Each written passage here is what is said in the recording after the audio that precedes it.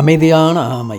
ஒரு பசுமை நிறைந்த காட்டில் எல்லா விலங்குகளும் சந்தோஷமாக இருந்தது. என்னென்ன அப்படின்னா யானை, புலி, மான், முயல்குட்டி, மான்குட்டி, இப்படி எல்லாம் ரொம்ப சந்தோஷமாக ஜாலியாக இருந்துச்சு. நீங்களே பாருங்களேன்.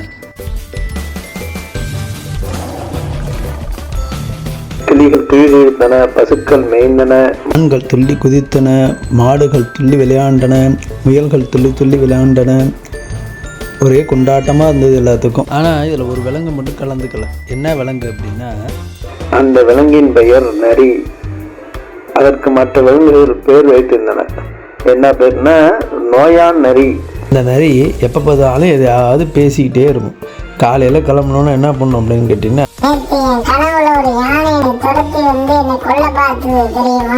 அப்படின்னு சொல்லும். அப்புறம் திடீர்னு என்ன பண்ணும்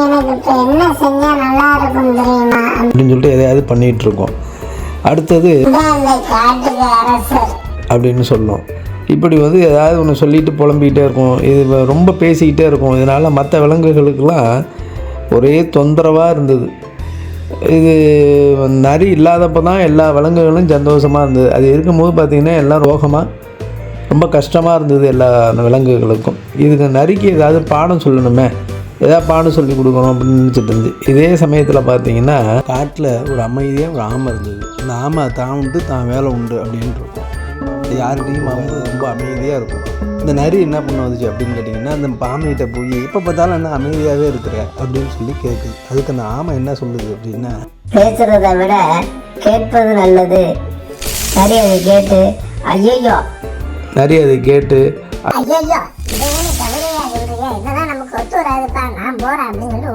இப்படி இருக்க ஒரு நாள் காட்டுக்குள்ளே ஒரு பெரிய கூட்டம், எல்லா விலங்குகளும் வந்திருந்தன. மயில், யானை, பாம்பு, முண்டாசு கட்டிய தவளை எல்லோரும் கூடி ஒரே ஓலமிட்டார்கள். நோயா நரிக்கு ஒரு பாடம் கற்பிக்கணும். அந்த காட்டில் சிங்கம்தான் ராஜா. சிங்கம் நடுவில் உட்காந்துட்டு இருந்துச்சு. அப்போ எல்லாம் பேசிகிட்டு இருந்துச்சு. சிங்கராஜா, நீங்கள் இதுக்கு ஒரு வழி பண்ணுங்க அப்படின்னு சொல்லிட்டு இருந்தாங்க. அப்போ அந்த சிங்கம் சொன்னிச்சு, பெரிய சிங்கம் அறிவித்தது, நரி ஆமை பேச்சு போட்டி. யார் 10 நிமிடம் பேசாமல் இருக்காங்களோ அவங்களுக்கு பரிசு 10 பழம், ஒரு நாள் ராஜா பட்டம் என்று சொன்ன சிங்கம் அறிவித்தது. இது நரி தூக்கி கொண்டாடியது. பேசாமல் இருக்கிறது அது வேற லெவல், ஈஸி, நான் ஈஸியாக ஜெயிச்சுட்டு விடுவேனே அப்படின்னு சொல்லி நரி ரொம்ப கொண்டாட்டமாக ஆமை மெதுவாக சிரிச்சுது. போட்டி துவங்கும் நாள் வந்தது. ஒரு நாள் மரத்தடியில் போட்டி அன்னைக்கு மரத்தடியில் நரி அமர்ந்தது. ஆமை கற்களில் சாய்ந்தது. ஒரு எலி டைமர் மிஷின் வச்சு டைமர் போட்டது. 10 நிமிடம் பஸ் நிமிடம் போல் நரி வாயை கடித்து கொண்டு நிமிர்ந்தது. ஆமை மூச்சை மெதுவாக இழுத்தது.